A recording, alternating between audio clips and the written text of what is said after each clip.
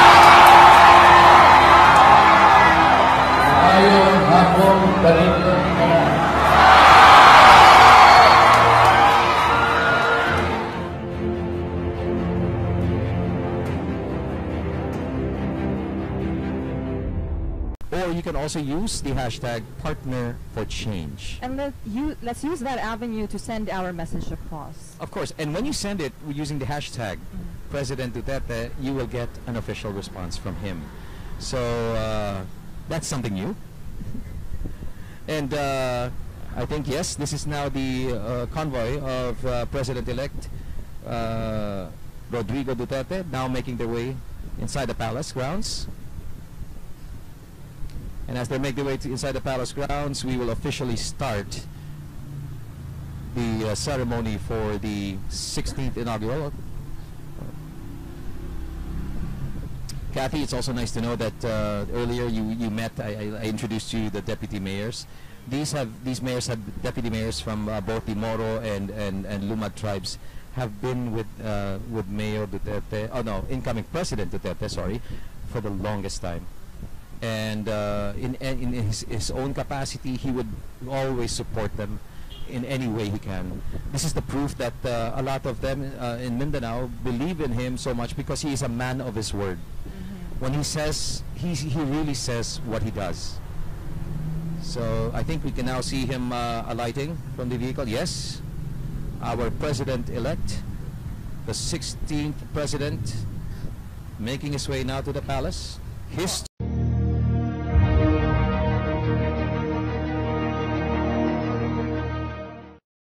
Mayor, ba't gusto niyo sa After Dark?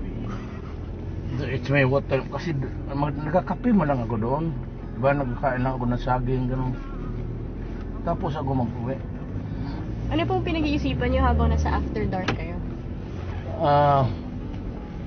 Well, it's always, minsan askans, you know? The word askans. Yung parang, ang ano ng mood ng tao. A-S-K-N-C, askans. Parang malayo ang tingin ganon. Ay, sorry sir. Sige, okay ko lang. Sir, saan ulit kayo pupunta? Magkain tayo kasi wala pa akong dinner. Nagyaya ako ng mga tao pero hindi ako kumain. Okay. Mayor, how long have you been going to After Dark? Well, Alam mo, naglipat ng ayan almost after that. Sino ba nandyan? Peng? Nandyan Ako. si Peng, it's about mga 20 years. Wow. Bagong location lang yan. Okay. Ganito po lagi yung ano nyo? No, ginagawa nyo, sir? lang. I've been, umuwi na kasi ako ng maaga kasi ayaw ko nang magpuyat dahil I'm trying to be kung sana maaari lang at least mga 9 to 10 nandyan na ako sa opisina. PM, Kasi, sir? di ba? 9 to 10 a.m. Oo. Hindi naman talaga noon. I was a prosecutor. You know, for 10 years I was reporting for trial work sa korte. Yung mga ano, yung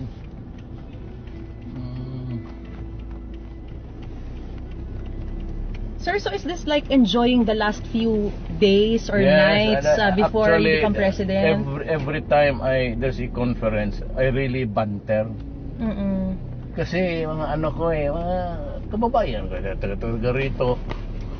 So I tend to be rude. Ba't hindi naman yung untin na yung parang kanina. Try to, ano yung sa biro ko, minsan it borders to, hindi naman preposterous or ridiculous. Kaya you should learn to adjust to my, sabi ko Your pag self-expression. Hindi, yung gano'n talaga ako, yung ugali. Mayor, what's your favorite time of the day? Part of your day? Ano po yung favorite? Yung I'm at my best sa between 6 to 10 gano'n. Nang umaga, gabi? Gabi. Mga umaga, wala na ako naman. Umaga, usually gising na ako. Nagbabasa ako ng newspaper. At what time, sir? Mga 8, 9 gano'n. You wake up at 8 a.m.? Hindi, mga 9, 10. Usually 9 gano'n. Tapos basa ako. Hindi na kasi ako oversleep rin kasi hindi na makatulog. Meaning to say, pag nagising na ako ganyan, about that time, usually, hindi na ako na nakakabalik pagtulog. Oo, however, I try to do it.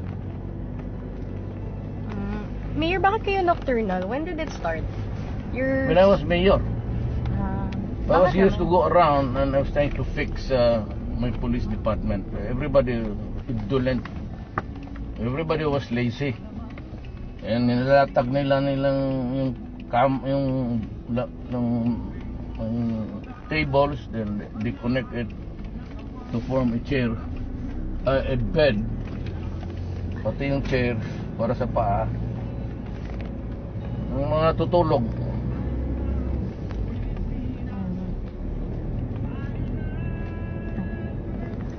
Ayun. Ay, ganun. Mayor, ano yung favorite niyong breakfast? Usually bulad, Kulay? salted fish and eggs, sunny side up. How do you spend your morning? So you eat breakfast, you read the news, Read newspapers. and then ano pong ginagawa niyo? Yeah, dyan lang, just, higa lang, just roll over in bed. Thinking of what, trying to straighten the schedule. Kung sino yung unahin ko. And what are the pressing problems of the city. Ngayon, maybe the country.